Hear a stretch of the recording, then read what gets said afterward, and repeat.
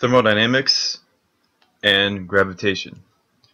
This is taken from the Wikipedia page for it. I know I'm kind of heavily relying on this, but Wikipedia pages are where I find a lot of the clues, and I find a lot of the inconsistencies and a lot of the argumentation from different perspectives, which are very limited.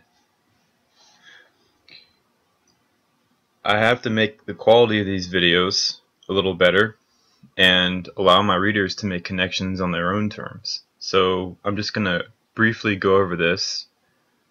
Introduction. The plain term thermodynamics refers to a macroscopic description of bodies and processes. Any reference to atomic constitution is foreign to classical thermodynamics. This meaning thermodynamics it has nothing to do with quantum world or anything. It's large scale, it's macroscopic. It arose from the study of two distinct kinds of transfer of energy, such as heat and work, and the relation of those systems' macroscopic variables of volume, pressure, and temperature. Transfers of matter are also studied in thermodynamics. In other words, heat and work are very important. Heat, which is radiation, convection, and conduction. Radiation meaning electromagnetic radiation. Convection meaning the same way your oven heats things, with the air getting hotter and rising up. And conduction meaning the same way metal would be heated if you held it against a hot flame. The heat would transfer down the metal. And work.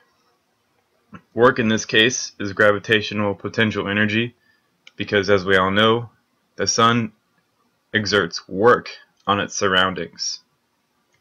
That's what gravitation is, it's work. It's not a space-time warping fantasy. It takes work for an object to hold something to it, such as the Earth. You just don't magically have space-time bending. It takes energy to hold the Earth in its place. And the sun has a lot of that energy.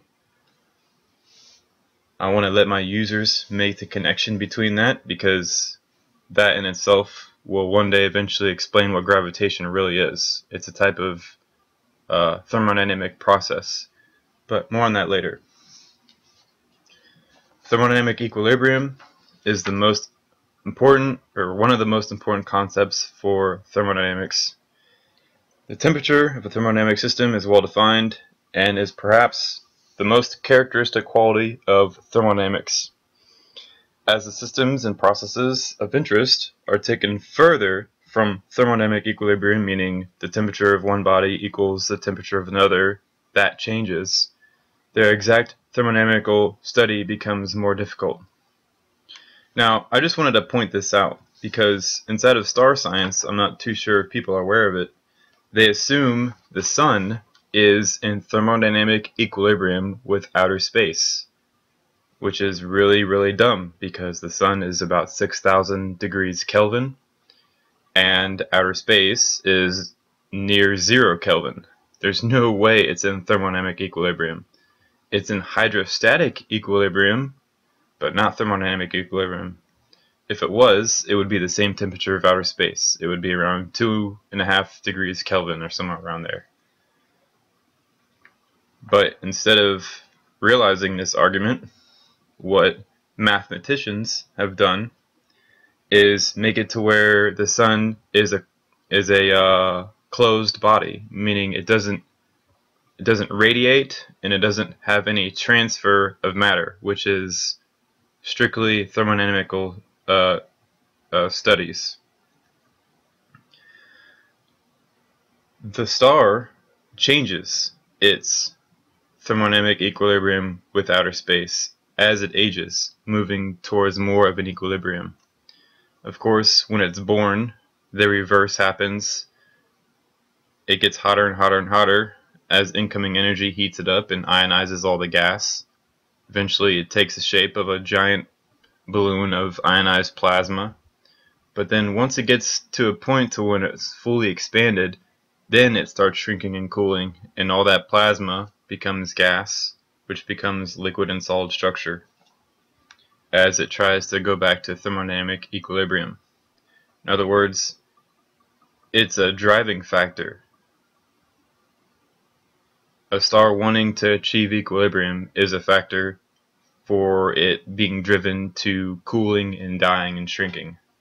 The sun isn't going to get hotter or bigger and expand into a red giant. No, it's going to lose its matter and mass and shrink into a red dwarf, but more on that later. There are four fundamental kinds of physical entities in thermodynamics: states of a system, walls of a system, thermodynamic processes of a system, and thermodynamic operations. This allows two fundamental approaches to thermodynamic reasoning, that in terms of states of a system, and that in terms of cyclic positions or processes of a system. I'm not going to go over that in this video, but it would be wise for my readers to look at this stuff and study it and master these kinds of concepts, as well as looking at the history of it all. There's a lot more on this page than just in the introduction. All these important people were involved in thermodynamics and steam engines, which were basically ahead of their time. And study just everything you can on this page, because for some reason astronomers and astrophysicists they ignore thermodynamics. Non-equilibrium thermodynamics is a branch of thermodynamics that deals with systems that are not in thermodynamic equilibrium. It's also called thermodynamics of irreversible processes. In other words, as the star evolves and cools and dies, it's irreversible. But, you know, that's more for a later video. I'm pretty sure I made this video long enough already. But, oh yeah, the laws. Study these laws. The zeroth. In other words, the first law is the zeroth. The second law is the first law. The third law is the second law. I don't know why they did that. I think it's because they discovered the zeroth law after the first one was invented, so they just put a zero on there and made it the zeroth. But originally this was the first law.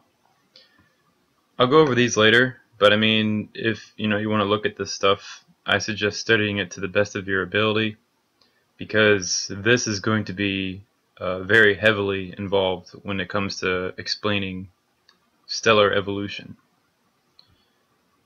Being that astronomers and astrophysicists ignore thermodynamics, those that study thermodynamics and apply it to stars are above and beyond what the experts believe and are told in graduate school.